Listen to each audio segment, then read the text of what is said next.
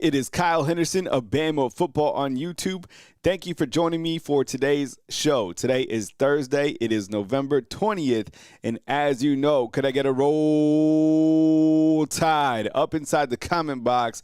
Thank you very much for joining me every single day at 10 a.m. right here, Monday through Friday, and as news happens on Bama Football on YouTube. As you know, I have a lot of appreciation for all of you.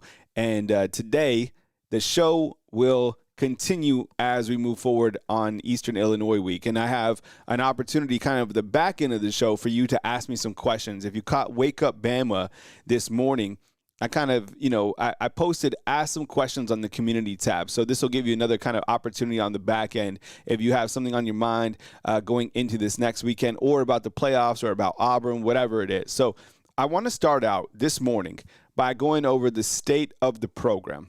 Okay, so I'll kind of go from top to bottom, and I'd like your feedback in here as well. Good morning to everybody. We'll do some shout outs in just a minute. I think at the top, you have to, number one, start out.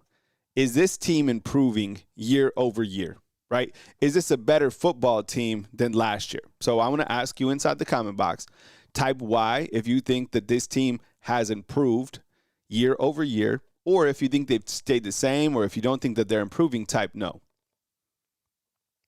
For me, I feel that that's an easy answer for me.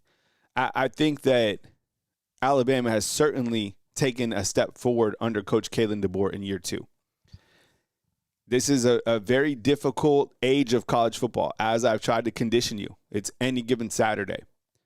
But when we talk about where the program is today, they're in a really good position. I know coming off the loss, it hurts. But look, I mean, everybody inside the comment box, I would imagine that there's not a lot of people feel that they don't feel kind of the opposite. And you saw what they were, and I think what kind of gives me that confidence is the confidence that I've seen grow from Coach Kalen DeBoer. He continues to be on a metamorphosis as well as a coach, showing more intensity. I think we're getting more comfortable with Coach Kalen DeBoer, the black hoodie, right? I mean, that had a good run. I would imagine you got to keep wearing the black hoodie, right? It's not like you stop wearing the black hoodie. I still don't feel that Oklahoma even beat Alabama. I kind of feel like Alabama beat itself. So I come out rocking the black hoodie 100%. But they're a better team collectively. And I think you look to kind of the different phases of Alabama. Well, are they better on offense? Yes. Are they better, on defense? Yes. Right? I think we can go back and forth about a couple, offensive components, right? Randall inside the comment box is like, yes, and I believe the attitudes are better. Me too. I feel that this team has more chemistry within the locker room. I feel that this team has better leadership this year.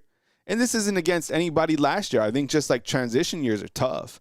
If you've, had a new job or anything like that, like the first year, it takes some time, right?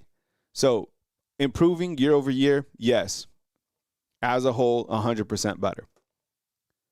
Now, when we talk about the defense, and I asked even on Wake Up Bama, I was like, when is the last time, and this is a question for you inside the comment box as well, when is the last time that Alabama's defense has really been the backbone of the program? What year would you say? Where it was just like you knew that the defense was going to keep Alabama in the game regardless. Because that's where we are right now. Alabama's defense, where they're at, they're keeping Alabama in games. They're giving Alabama a lot of opportunities, right? They're not allowing a lot of points. They're showing up inside the red zone. They're fantastic in goal line situations. What year would you say? Someone pointed out, I think, 2020. Max is like 2009. Reginald Green is saying 1992, 2016. Yeah, those would be some interesting numbers to kind of look at, right? We might have to dive into the numbers. Jarvis is saying 2016. But I think this year, that defense, you trust it. And the secondary, I think they're ranked what? Is it 12th nationally? Either that or they're 8th. It's one of the two.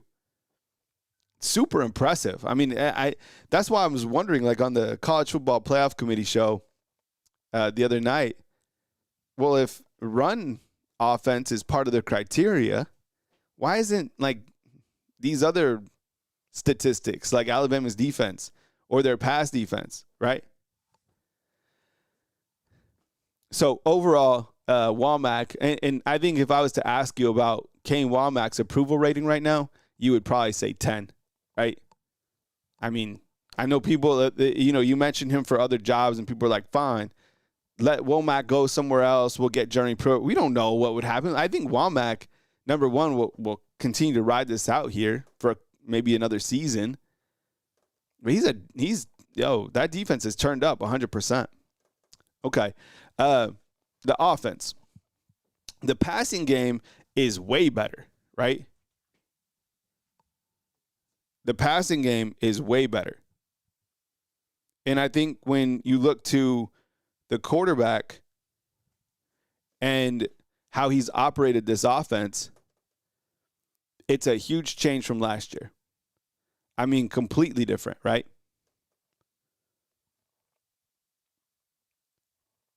And what Ty Simpson's been doing this entire season, and I know he's, kind of in the limelight right now for the fumbles or the one interception that he threw. But the passing game, let me ask you, is the passing game better than last year? Yes or no?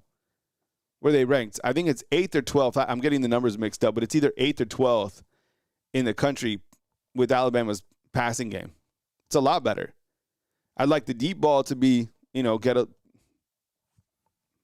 take a couple steps forward, but I think passing-wise as a whole, this is a lot better. Now, the run game, I gave him an F, and that's, we know where we're at with the run game. And that could be something that I guess keeps Alabama maybe out of the playoffs, is that this is a part of the criteria. That they said that the run game, that Alabama's inability to run the ball is part of the criteria. So that's a huge area of concern. And I think what makes that even more concerning is when you tie the running game into the offensive coordinator that came to us from the Seattle Seahawks, where they had the exact same issues. Look it up. Seattle ran through the exact same issues in the NFL that Alabama is going through. They had a really good passing game, but they could not run the ball. Right? Tolbert Street, what's up, man? I'll do some shout-outs in just a second. So I think state of the program right now, we like Grubb. He's full of gadget plays that you've never even dreamed about before. But Seattle went through these same issues running the ball. Look it up.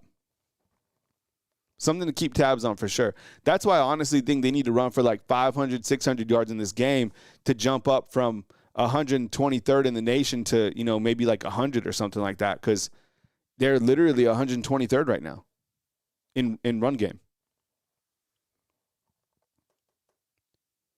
The special teams, I think, has the special teams improved? I think this is an area where we're kind of been, it's probably worse than last year. I think the punter's good, the kicker's not. Right? You have kick returners, I think would be fine. Punt returners, I think is fine for the most part. But special teams, I think I don't think it's taken a huge step forward. I mean, James Burnip was really good. Blake Dowd is pretty good. The kicker is not as good as Graham Nichols was, right? So that might be something to think about as well, special teams. Recruiting has been absolutely elite. The recruiting has been fantastic, and those are kind of the building blocks of any program is how are you recruiting? Are you still, getting top prospects that want to come in and play for the coach? Are you still getting top prospects visiting Tuscaloosa? 100%, right? So Courtney Morgan and what they've been able to do, and I kind of put recruiting and transfer portal together. Those things have been really, really good. Kalen DeBoer in the SEC, he's 11-4. Against Kirby Smart, which I think is a huge factor that people will look at, is 2-0 against Kirby Smart. I think, is Kirby Smart one of the top dogs in all the land? 100%. He's 2-0 against Kirby. Now you could throw that he's 0-2 against Brett Venables, 100%. But he's 1-0 against Auburn. He's 1-1 against Tennessee, right? 2-0 against LSU. And he's 12-1 at Bryant-Denny Stadium. So state of the program, I think, we're in a very good trajectory overall. Now, I think it comes down to this last factor, to be honest. Will Alabama make the playoffs? I think right now for the baseline Alabama football fan is make the playoffs. If Alabama doesn't make the playoffs this year, I think the approval rating clearly and obviously for Coach Kalen DeBoer will go the opposite way. Right now, I think you have him at what, like a 8, Coach Kalen DeBoer, out of 10? If he's not able to get into the playoffs, a loss to Auburn would be a huge gut punch. I think the approval rating, even though, 12-1 at Bryant-Denny Stadium, you don't make the playoffs, Coach Kalen DeBoer, like Jonathan said inside the combox, he'd be in trouble. And look, we like him. We've embraced him. He's gone through a metamorphosis, but I think Alabama football fans are really getting restless from touching a trophy. It's been since 2020. That's the last time that Alabama won the national championship. That's a long time, right? Is that half a decade? And I know that, recruits are, in pictures with the trophies and stuff like that. Well, those aren't this coaching staff's trophies. Those are trophies from the past. You got to make the playoffs first. So a lot is riding clearly on making the playoffs for Coach Kalen DeBoer in Alabama overall, right? Robert inside the comment box says, if we get screwed out of the playoffs, DeBoer might get some sympathy. Yeah, I think I would probably thanks for the comment, Robert. I probably disagree. I think that fans gave him a pass last year. I was really surprised at the end of the season. Alabama fans really supported Coach Kalen DeBoer despite not making the playoffs. And they were like, it's his first year. And I think even in retrospect, I was like, man, this guy, I wasn't on board, right? I wasn't happy with not making the playoffs, all this stuff. But this year, I've told you, I feel that Coach Kalen DeBoer is the guy for the job. But you got to make the playoffs, man. You got to make the playoffs. You don't want to get stuck in that, 5th spot in the SEC because you're going to, the brand integrity, people already feel that they could play with Alabama. There's already Bama fatigue. I don't know, man. If you don't make the playoffs, it will certainly get dicey for everybody, for all the coaches, for everybody. All right, this graphic in from North Alabama Storm Chase. This is for the weekend weather report against Eastern Illinois. You have a beautiful weather. You should see it right now. In Tuscaloosa, it's 70 degrees right now as I'm online. 75 for the tailgate, 76 for the game time temperature, and for the fourth quarter, 74. The following weekend, did you see that temperature?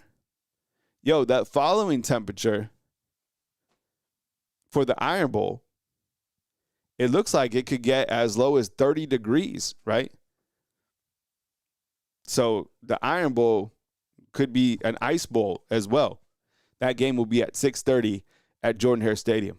All right, let's do some shout-outs. Let's see who's on line this morning, kicking it with us this morning right here on Bama Football on YouTube. Hey, Randall, good morning. Let's see why our shout-outs aren't coming up. I had some issues with this yesterday. Oh, here we go. I know what the reason was right there. All right, Randall, good morning. I appreciate you. Thank you very much for joining us. Max Tooney, good morning. Thank you very much. Dano, what's up, man? Rex Green, good to see you. Chris from New Jersey, thank you very much for watching. Bruce Williams, what's up, bro? We have Miss Kimberly in the house. We have Young C. We have Kaylin Childress. What's up, Kaylin Childress? Good to see you. We have CJ. What's up, man? We have AR17. Thanks for kicking it with us. We have North Alabama Storm Chase. Thank you for the graphic this morning, North Alabama Storm Chase. We have Miss Nicole Covington. Thank you very much for watching. We have Aiden, who just became a level 1 fan funder. Thank you so much. We really appreciate the support on the channel. We have Jonathan kicking it with us. What's up, Jonathan? Good to see you inside the comment box. We have AR17. We have Jeff, who's been a fan funder for 22 months now. Thank you so much for the continued support. Arvin Poole, what's up, man? Good morning, Kyle. I don't think we are national championship ready this year. Yeah, we can dive into more of that. And on the back end, like I said, I'm going to have a time period where if you want to ask me some questions online, we'll put the questions on the box and you can ask me. Douglas, what's up, bro? Good to see you, man. Hope all is well. Need to connect, at some point in time. Again, man, it's been a minute. Ryan Harris, what's up, bro? Good to see you. Thank you so much.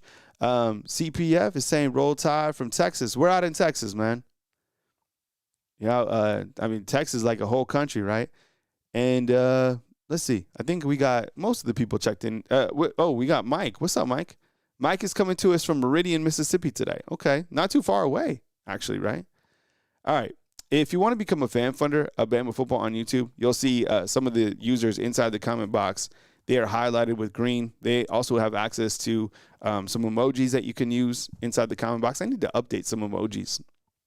But if you want to become a fan funder on your phone when you're looking at the channel, there's a join button that you see, and hit that join button. These are a few of the latest members to join Bama Football on YouTube. We have Kelvin, who just became a live show sponsor. There's different levels. It's easy to sign up, easy to cancel. J.R. Owens, Doug Newsom, Deborah. We have Maurice, Del T, Shelly Guile. We got Dubs, Marquis Woods, and Randall Green. So thank you so much for everybody that supports Bama Football on YouTube. Really appreciate it. I'm supported by viewers like you right here on Bama Football on YouTube. Last night, Alabama basketball. Who watched this game? Raise your hand inside the comment box. Who watched Alabama basketball play at the United Center? You know what's amazing? Alabama basketball over the last 2 weeks under Coach Nate Oates. A couple things. They played number 5 St. John's at the time up at Madison Square Gardens, right? And a game that they were able to beat St. John's in an amazing game. Oh, my goodness. That game was lit. They come back and they host number 2 Purdue. Okay? And that game was here at Coleman Coliseum. And they took the L. 87-80 against a really good Purdue team, okay? And last night, they flew out to Chicago. They played at the United Center. So they played at the home of the Chicago Bulls, all right?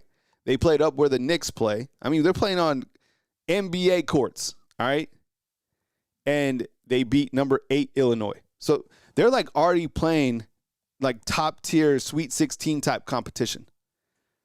Maybe we should do some watch-alongs for the basketball team. The only thing is it's like some of the games run super late, so I don't know like who's on, if you guys are still up, but I'm watching the game, so maybe that is something that we can add on, kind of stack on to our content. But this was a hell of a game and a hell of a victory, and LeBaron Philon, he didn't have the most dominating first half. But my goodness, when the game got really close towards the end, I don't know, you're talking like 4 minutes left, woo, man, Philon took over. And if you haven't seen this young man play, he's one of the best players in all of college basketball. So last night, he completely took over. You agree with me, with my assessment of LeBaron Philon? He took over. It was nasty. And you're right. The last 2 minutes of that game were like 35 minutes, 100%. Philon finishes with 24 points. Completely took over. Taylor Bowen, who's a transfer in from Florida State, had 12 points. I love his game, right? Aiden Holloway had 11 points, right? I think he's had Aiden Holloway, I think he scored like 20 against St. John's, 20 against Purdue, and then had 11 last night. Keaton Bristow, him getting into the game, making an appearance, that dog, he's got some dog in him. He had 10 points and 8 boards. That guy looks fantastic. And then Amari Allen, these are 2 bench players, right? He had 9 points and 11 boards. So you have really 2 guys come off the bench and almost get double-doubles, right? But Bristow, that guy's a baller. I was like, as soon as I saw him start playing, I was like, man, this guy's it. Alabama has now 2 wins against top 10 opponents, right? St. John's and Illinois, both on the road, which is crazy. And next up, they will take on Gonzaga next Tuesday in Las Vegas, Nevada. So what is Gonzaga ranked? Like number 8? So, I mean, Nate Oates, once again, is playing the most challenging schedule.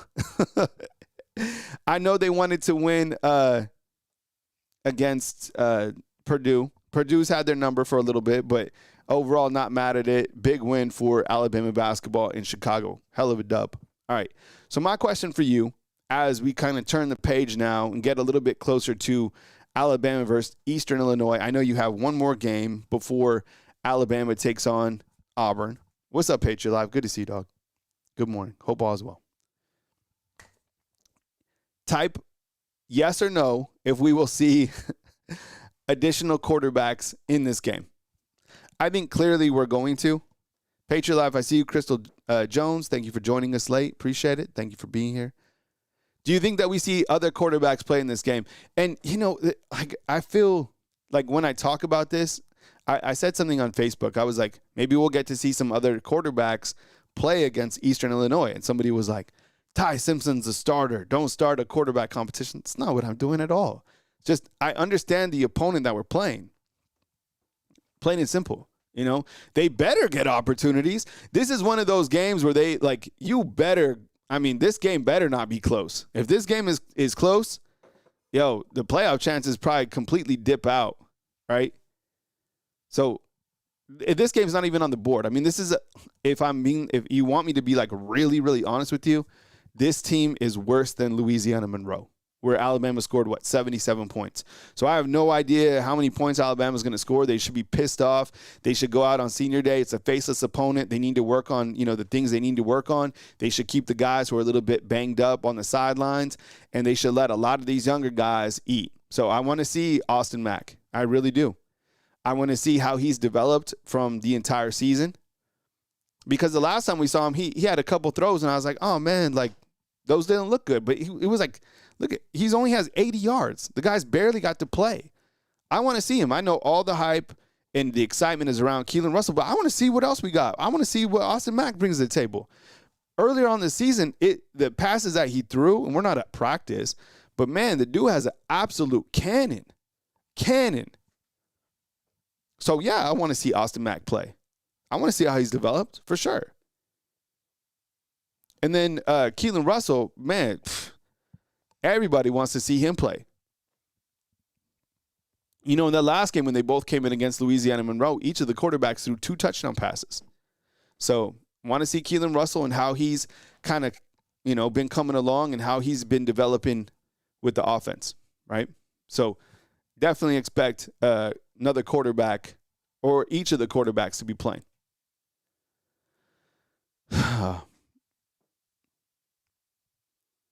For the running backs, I think everybody inside the comment box who wants to see AK Deer play, type AK inside the comment box. And remember, tomorrow we'll do our score prediction show as well. So if you want to see AK Deer play on Saturday, type AK inside the comment box. I'm going to type AK myself. Look, and this isn't about, like, I'm a fan. I want to see him play. I want to see him get some opportunities. This is like I got something against all the other running backs. Just like when you look at statistically speaking, we need to get something going. And clearly, it's part of the playoff criteria is your run game. So might as well. Jam Miller, right? 97 carries, 348, 2 touchdowns, 3.6. I never, ever, ever, ever would have thought we'd get to this point of the season and have such low running numbers. And the averages are what make me the saddest, right? It's like Richard Young, he don't play anymore, but he had 19 carries for 48 yards and 1 touchdown. Daniel Hill has 44 carries, 164, those are yards, 4 touchdowns, but at 3.7 average. And you know what? Kevin Riley still has more yards than Daniel Hill. Isn't that crazy?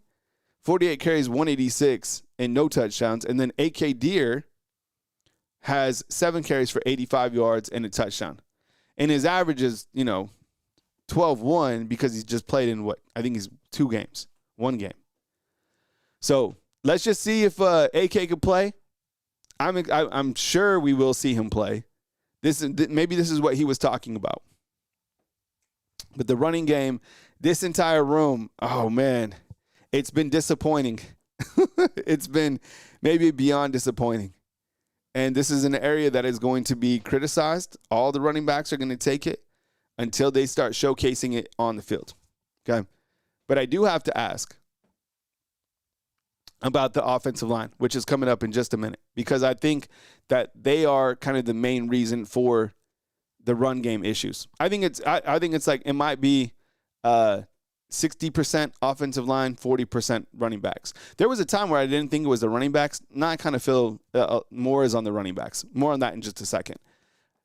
This weekend, we will probably get to see Quay Rusaw. We saw a tiny clip of him in practice yesterday, and he looked good. Quay Rusaw also plays that wolf position, which is the same position as Yanzi Pierre. Does that mean that, Yanzi Pierre is not going to play anymore? No. As I continue to tell you guys, it just means that you're going to have two of the most violent pass rushers in all of college football. And how do you get them on the same field? You know what? That would be a good question for Kane Womack. Now that Quay Rusaw is healthy, coach, how do you see, is there any type of, maybe he doesn't want to give away, his schematics that he has in the future, but what would, what's kind of an idea of how you have Quay Rusaw and Yanzi Pierre? How do you plan to utilize each of those guys on the field at the same time? Can you imagine that?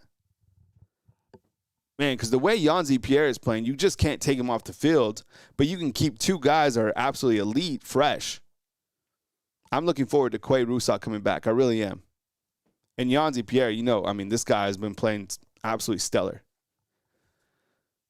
Gordon asked inside the comment box, what happened to Kevin Riley? He started out really hot at the beginning of the season, and then they just stopped going to him. I think he played maybe one snap last game. And I think when Jam Miller came back, he kind of went to second. And then I think when Daniel Hill, I don't know if Daniel Hill was banged up or anything like that. I think he might have been. When he got 100%, he kind of jumped, and then Kevin Riley went to third, and they just never played him again. Up until, I think, the last game where he played like one snap. Still talking about the wolf position, and thanks for the super chat. I appreciate it. You also have Noah Carter and Justin Hill. And we've seen those guys get more opportunities kind of later in the season, and they've each looked good, to be honest. Sometimes Noah Carter's mom, Ebony, drops by, but you see Noah Carter out in the field. I thought he looked good. Okay, the offensive line, I want to go inside the numbers, okay? Because when I was looking at the numbers yesterday, there was a lot of stuff stood out, and I'll walk you through it. So I'll go full screen. This is the Pro Football Focus Alabama pass blocking grades, okay? So if you haven't seen this before, pass blocking right here, these are the total number of snaps that the players played, and then these are their grades, okay? And this is how many sacks they've allowed over here, and how many hurries they've allowed. So let's just start with Parker Brailsford, okay? Who, by the way, probably I would be surprised if Parker Brailsford plays this weekend against Eastern Illinois. I think he's dealing with a foot. So I think you might have another center this weekend. But Parker Brailsford, okay, his pass blocking grade 79.6. He's yet to allow a sack this year, and he's allowed 6 hurries. All right. Wilcom Formby, I know he's been under a lot of criticism. He has a grade of 77.1, which is higher than I thought it would be. He's allowed 3 sacks, which is the most on the team, and he's allowed 9 hurries, right? Caden Proctor, the tackle opposite of him, has allowed 12 hurries and 1 quarterback sack. So the grades actually are a little bit better than I anticipated. I really did. But on the opposite side, when you look at run block, you could see that the grades go drastically down, right? So there's a couple offensive linemen that I'll point out in this. And some of the other players are listed in this, but I'll point out specifically the offensive line. Parker Brailsford, grade drops dramatically, 55.2, right? You have Caden Proctor. He's the top lineman in run block with 80.5, but there's there's no one close. Wilcom Formby, 55.2. Cam Dewberry, 62.7. Gino Vandermark, 56.2. Michael Carroll down here, 61.9. Jaden Roberts, 58.2. So, like I said, I think some of it has been on the running backs, maybe not attacking holes, right? Not seeing holes, not getting through those, and I think a lot of it has been on the offensive line as well. Most on the offensive line. I think it's kind of like 60-40 as I'm thinking about Alabama's run game. super chat in from CPF. What's up, man? Thank you so much. I really appreciate it. He says the right tackle position scares me. If I'd like to be 100% honest with you all the time. As you know, I'm very optimistic about pretty much everything, but I am nervous about this particular fact right now. I am nervous about the fact that Parker Brailsford is not 100% and that Wilcom Formby was rotated to right guard and that Michael Carroll was the right tackle in the last game against Oklahoma. Jaden Roberts clearly can't stay healthy, unfortunately. And I think you have a major issue on the right side of the offensive line. A major issue. I think it's clear as day. And now that Parker Brailsford is in 100%, hopefully he gets 100% by the Iron Bowl. But that's 100,000,000% cause for concern. If that right, because the right side is not tightened up anyways, and now you have like, what's Parker Brailsford at? Is that like 70%? We need these guys all 100% for Auburn. So that is one thing that does scare me. Dano points out inside the comment box, Grubbs has not been elite. He just hasn't. You know, I thought, I thought Grubb would have a better impact kind of on the running game, and just haven't seen that. I think it's kind of saying exactly what we saw with Seattle. And then Steven says the film guy showed a good example of where the running backs are not making cuts to open field. Yeah, I completely agree. And I think Ryan Grubb even said that on Monday, right? It was like some running backs that didn't take the opportunities of hitting the hole. And then Jam Miller said, look, that was on me. And he took accountability on Tuesday when he spoke to the media. So, and MLG inside the comment box says Grubb can't control his running backs not making plays. 100%. Yeah, I love that point. As you know, this video is powered by Sleeper, so you can get a $100 deposit match up to $100 when you use the promo code, which is Tailgate. All you have to do is download the app, and you get $20 upon entry. All right, so terms and conditions apply. Available in 25 states, so definitely check it out. They support me right here on Bama Football on YouTube, and you should support them as well. Also, you got any type of concert that you want to see, festivals, anything under the sun, TickPick has you covered. You have to download the app, and the promo code is HMA. HMA on TickPick. All right, so another sponsor that we want to say thank you for being here, and that is for TickPick. So download the app. HMA is the promo code, but only available on the app. All right, so as I promised, now I'm going to give you the opportunity to post your questions inside the comment box, anything under the sun, really. So I know we're kind of getting towards that back end of the week, and there's plenty to talk about. So if you want to talk about the college football playoff rankings, if you want to ask me about, any of the players, my take on anything specifically, if you want to point something out, you have like a key stat that you want to highlight, throw it up on the board, and I'll put it inside the comment box.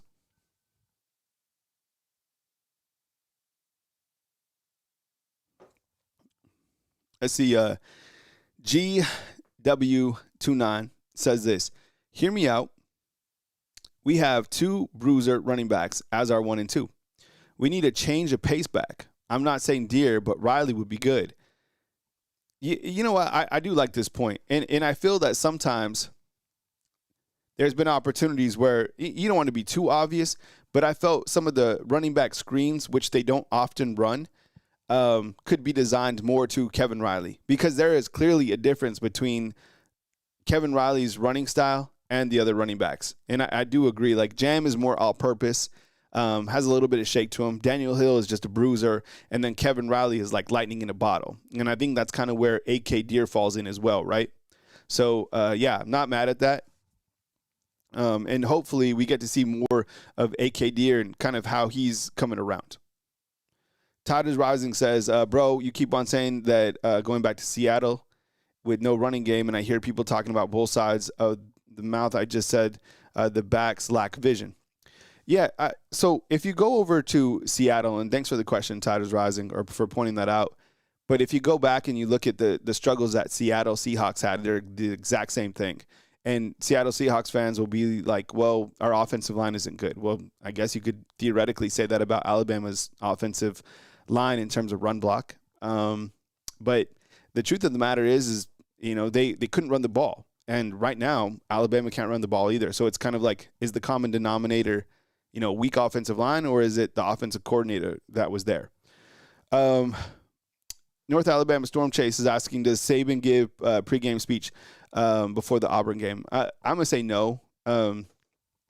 I do feel that Coach Saban is a continued resource for Alabama. I mean, Alabama, the university is paying Coach Saban a heavy yearly salary of $500,000, right?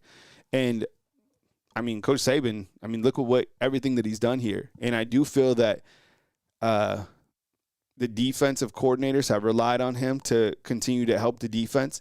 I continue to see Coach Saban weekly on game day fighting for Alabama, bringing up key points about Alabama.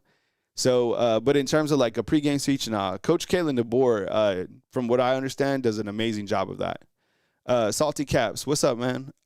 He says, Kyle, explain to me like a 2-year-old, is it feasible for Proctor to swap sides? I don't think so at this point in time. I think that Caden Proctor is a left tackle, right, is protecting Ty at that position for for 2 consecutive years.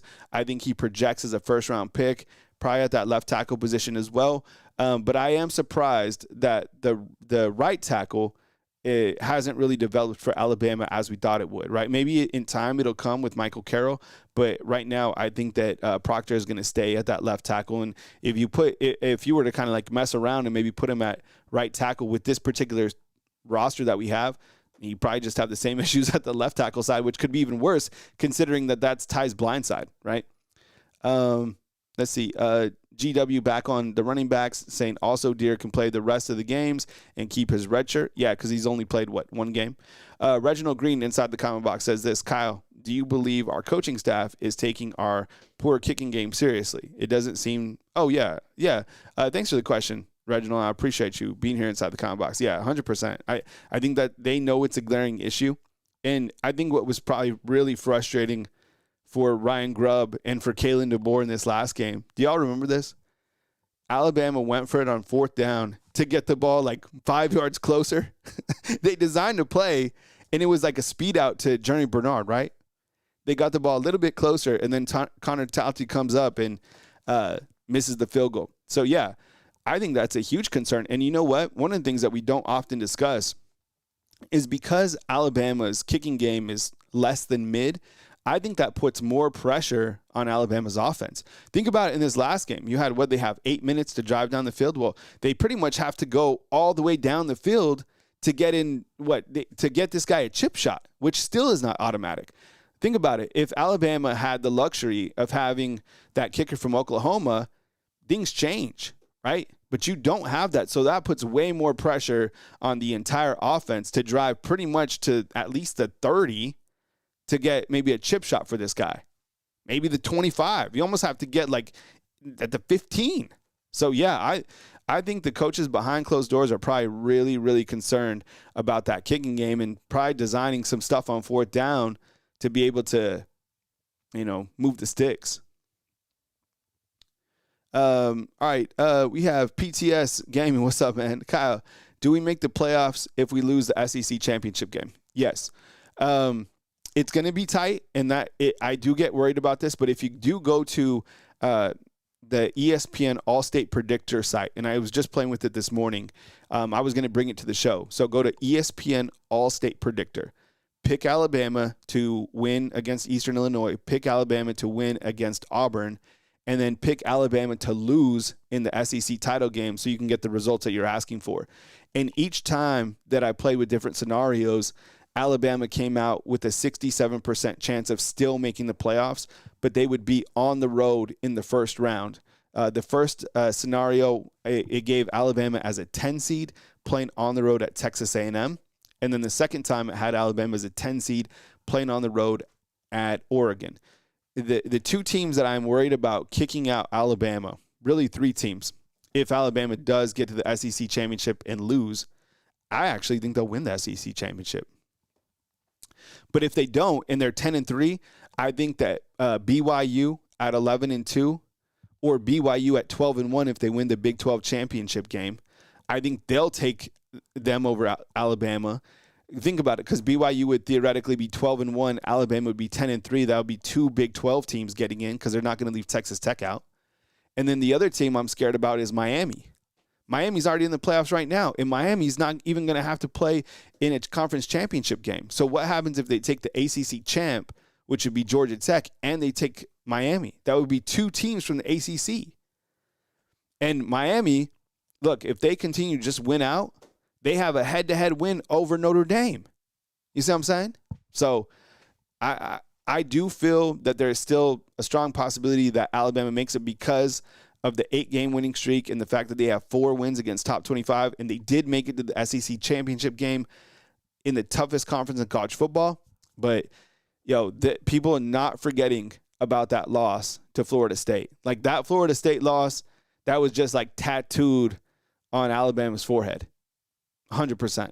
Good question, though. I've been thinking about that a lot as well. Jay Wood says, I wouldn't mind getting Oregon in the first round. Yeah, you know what? That would be really good also in terms of kind of like some West Coast fingerprint, right? Get out to the West Coast. Prospects are always, watching Oregon. That's been a program that's been able to land several top prospects over the year because of what Dan Lanning has going on. But look, Oregon, they don't have the strongest resume. I think that would be a challenge to go up to Eugene, but I think that'd be, number one, a really cool place to play at. I've been there one time. Awesome atmosphere.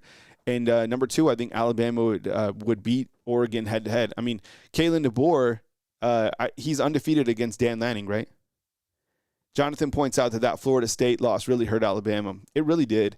And I kind of had the mindset of like that what Alabama had done 8 consecutive weeks kind of nullified that loss, right? Beating a team like Georgia, beating a team like ranked Missouri, beating a ranked Vanderbilt, beating a ranked Tennessee. I thought that those wins would nullify that loss. They'd be like, okay, well, that loss kind of put them on the right trajectory, but it didn't. That loss, just the committee held on to it, and the committee hasn't let go of it. And, the more Alabama loses, the worse that loss looks. And just as the committee chair said, when Alabama lost its second game, that Florida State game became even a bigger factor, right? Sam Anderson points out that Texas Tech defense is legit. I don't know if I want the right side of my line to have to deal with that. A lot of people have been talking about Texas Tech and their defense for sure. You imagine Alabama going to Lubbock? That would be dope. That airport, who's been to the Lubbock airport? It's tiny. Okay, Jason, what's up? If Bama loses in the SEC title game, we drop too far in the rankings, other teams will come up. No, we will not make the playoffs if we lose the SEC title game. Yeah, I could certainly see that happening, man. And look, Bama will be punished a little bit more just because that's how it usually goes. Look at where they dropped. They were 4, right? Now they're 10. That's 6 spots. If they lose again, where do they go? They definitely go outside of maybe that 12 ranking. So, yeah you got to be worried about that. Plus, the college football bracket has to take a group of 12, right? Max says something about the Lubbock airport. Oh, man. What's up, Clint James? Good to see you, dog. We're 8-2, prime position, a little beat up. Also, with the second-year head football coach, people forget, and I'm tired of these new Alabama fans, didn't even see Tyler Watts fumble against Oklahoma. Hey, thanks for being here, Clint. Thank you so much, man. And, look, covering Alabama after a loss, it's tough sledding because Alabama fans, the standard is perfection. And it should be. Your standards should always be perfection, anything that you do. But it's like the losses are tough to deal with. But just remember, when you're out there, the season is still alive, very well alive. And I keep on saying that I think Alabama will win the SEC title game. Texas A&M hasn't played anybody. As long as they take care of business against Texas on the road, Alabama and Texas A&M could be on a collision course, right? And then what that would do, that would flip the entire script. Alabama wins the SEC championship game, right? They'd be 11-2. They'd be at number 4 seed. They wouldn't host a home game because they'd be in the quarterfinals at a bowl game. But I think that's plausible for sure. So Just because they lost the SEC game, they lost it by 2 points. This is still a good football team. It's not like Oklahoma came in here and just beat the brakes off Alabama. That's not how it happened. Last year, Oklahoma took Alabama to the woodshed, and they did whatever they wanted to them. Not this year.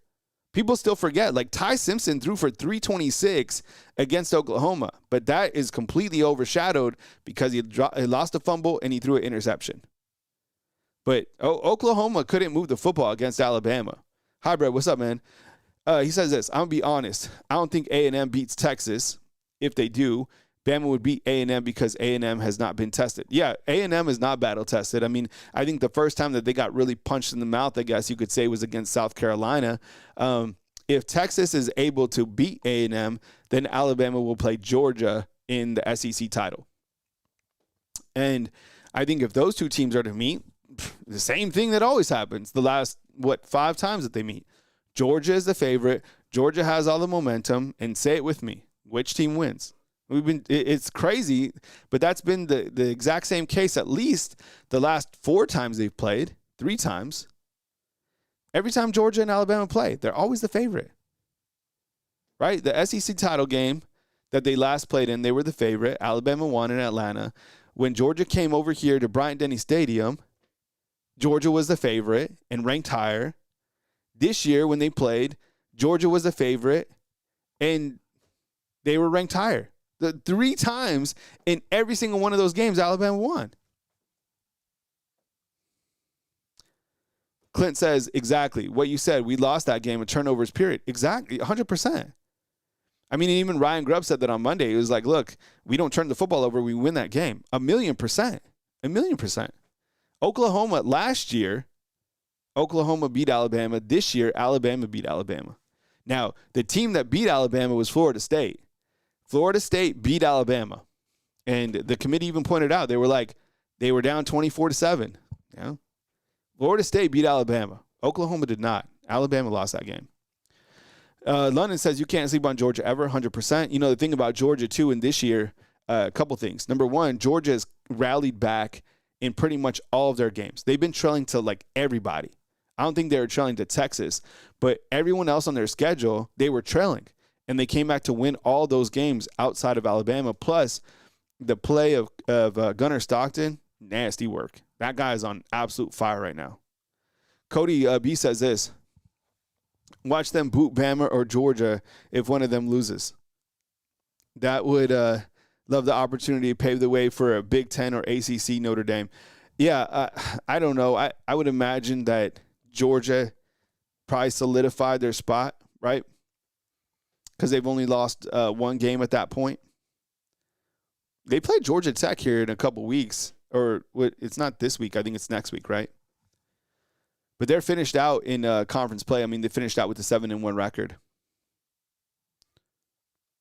Dano says Grubb and Coach Caitlin DeBoer are not happy with Ty. You can see it. He has to play better. I think they still have they might not be happy with, you know, some of the things that have gone on, but I would say that they still have a lot of confidence in Ty. I mean, he's been their guy that they roll with. I don't think this is that they're going to somehow like swap a quarterback, and I know you're not saying that, but I just feel that those guys still have a tremendous amount of confidence in Ty Simpson. I do as well, but it's kind of amazing how a lot of people jumped off Ty's wagon, and I'm just like, man, that's wild. I mean, I point out this all the time, like Mendoza and saying they have more interceptions than Ty Simpson. Julian saying threw 2 interceptions against Ohio. And people are like, well, it doesn't matter. It was in the beginning of the season. Well, so was Alabama's loss. It was in the beginning of the season to Florida State. So you're saying that doesn't matter? No, that matters.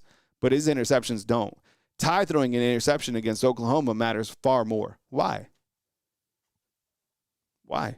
He still has only thrown 2 interceptions on the year. Yeah, but those are worse interceptions than Fernando Mendoza and Julian Sain. So Ty's interceptions, I guess, are more costly. I guess that's why they matter more. But the quantity that Fernando Mendoza has thrown and Julian Sain, which are 5 and 6 interceptions, that doesn't matter because those teams don't even play anybody. That's why. Let's see. Does Michigan belong over Notre Dame? I haven't even thought about, what would happen if Ohio State loses to Michigan. I can't see it happening this year. It does happen often, right? So I don't know. I'd have to look at kind of some standings on where things fall, because also another game too, PTS is USC and Oregon are playing this weekend, and maybe what happens if USC beats Oregon, right? B-Rob says this: they need to be unhappy with putting too much pressure on Ty Heckey's first-year starter still. North Alabama Storm Chase says, somehow, some way, this committee will leave Bama out of the playoffs. Hey, King's Family Reacts. What's up, man?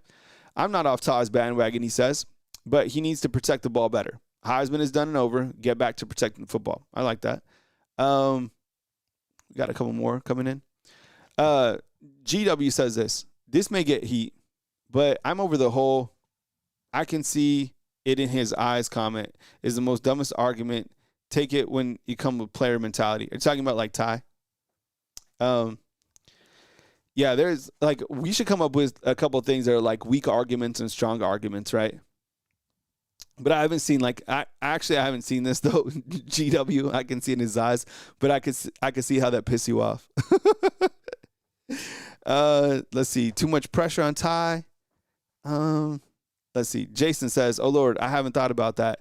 Oregon wouldn't get a bye." Yeah, I mean, I don't know what would happen if Oregon was to lose that game, because they currently have one conference loss, right? Because they didn't play Ohio State. So they would have 2 conference losses, but I think USC would be over it. I guess what I would be wondering in that scenario, I'll have to go and look at it again. Would that mean that the Big Ten maybe gets 4 teams in? Because that could be another team that squeezes Bama out. It's scary to think about, but that could happen. Miss Debbie says, how do you get rid of the clueless selection committee members? Well, college football, this is what's broken with college football, unfortunately. Until I don't know, Josh Pate is the commissioner and they figure out, who to put on these type of boards.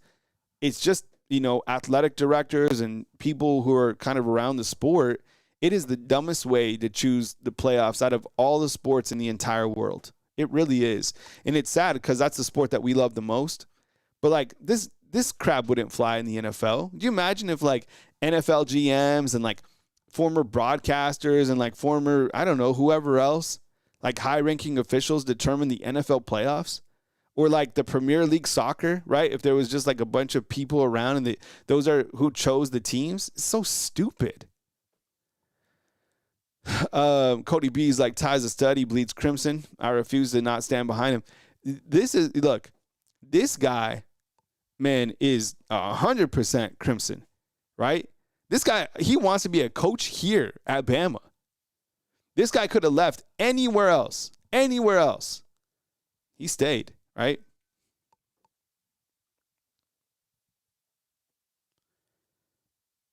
This just in, Auburn is expecting to start freshman quarterback Deuce Knight this weekend against Mercer. So Deuce Knight. Could that be the quarterback that Bama sees? Interesting. Starting a freshman. Steve asks, inside the comment box, the question is, will any team get dropped like Bama did, 6 spots? No. Not even Notre Dame. It would be really piss everybody off. Notre Dame loses and only drops a spot. That team, you have to beat them 5 times to get them out. But no team will drop 6 spots. No. Bama will drop more because of who they lost to. And I kind of think Bama fatigued, to be honest. Jason says this: imagine being Arkansas athletic director having to rank SEC teams when your own team is just that bad. Oh, a 1,000,000,000%, right? That's another thing that I think you could tell that guy didn't like Alabama at all, right? He hated them. Wade's World says, really disappointed we haven't seen Jalen Hell. Yeah, I think a lot of people were hoping that Jalen Hell got playing time, considering the nasty injury and all the stuff that he went through. It's probably been tough for him, because he's started every single place that, growing up, he's the top dog. That injury just set him back. And I think the wide receivers right now that they have, you can't take those guys off the field, and it's probably a depth chart thing, probably not a talent thing. And, we'll see what happens at the end of the year. Maybe we'll see maybe if he plays, but yeah, I'm kind of surprised. I was hoping that we saw a little bit of Jalen Hill as well, but I think it's more of a depth chart deal. Dano says they're always protecting Notre Dame. And, yeah, Max, they just announced on Instagram that Deuce Knight is expected to start for Auburn against Mercer. Crystal points out need to get rid of the bias in the committee members. Yeah, 1,000,000,000%, right?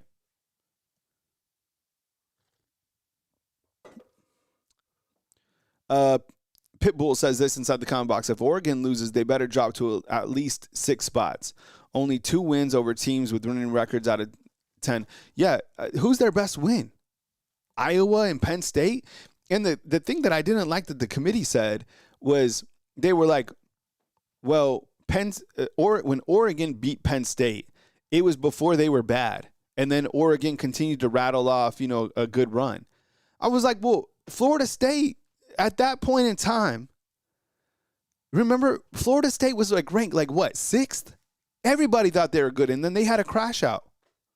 They were a good football team at that point in time. Florida State, early season Florida State, from week 0 to week 4 before they had their crash out, that was a good football team. That was a team that took Alabama to the woodshed. They crashed out because Mike Norvell and everything else under the sun at Florida State. But that was a good football team at the beginning of the year. Now it's not because they're a 500 team. But at that point in time, what'd they climb to? Didn't they climb to 6th in the AP poll?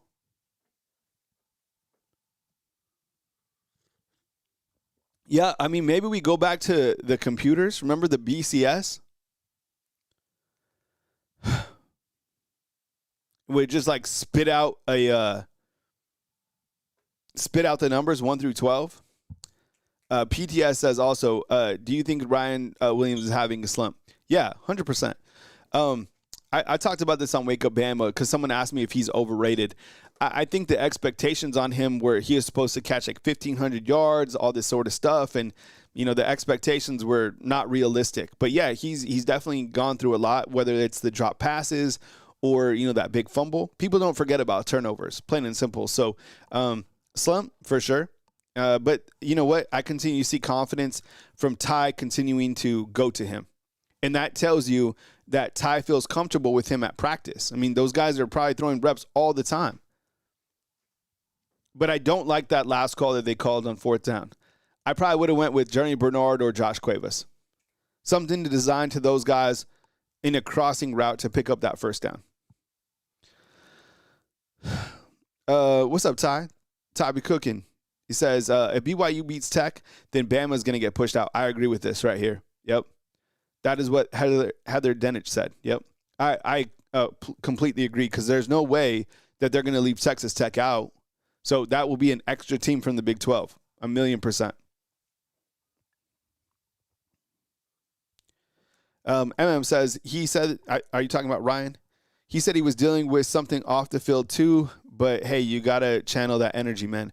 I didn't see that about Ryan saying something like that. I can't even imagine with somebody who's 18 and is, a multi-millionaire, all that stuff that's going on. But yeah, you got to lock in on game day because, number one, you got to come through for your team. Number two, you're getting paid a lot by the fans, right? And your NIL deals and all that stuff. So these players are no longer just student athletes. They're professional athletes. That's why in the past, Coach Saban would protect them, right? And be like, they're just college athletes. Well, now they're professional football players. And every single time that you ante up and you give money to Yay Alabama, you want results. You want the player to stay here. You want the player to perform, right? So, no, I totally get it. So I've never really sold on the kid, but that fumble punt was really disappointing, 1,000,000%. And Jason, I'll live with you on this, man. I'm kind of waiting for him to have that really big splash game for his sophomore year because he really hasn't, right? All right, fam. Well, thank you so much for kicking it with me today. Yeah, I hope you guys had a good show right here on Bama Football on YouTube.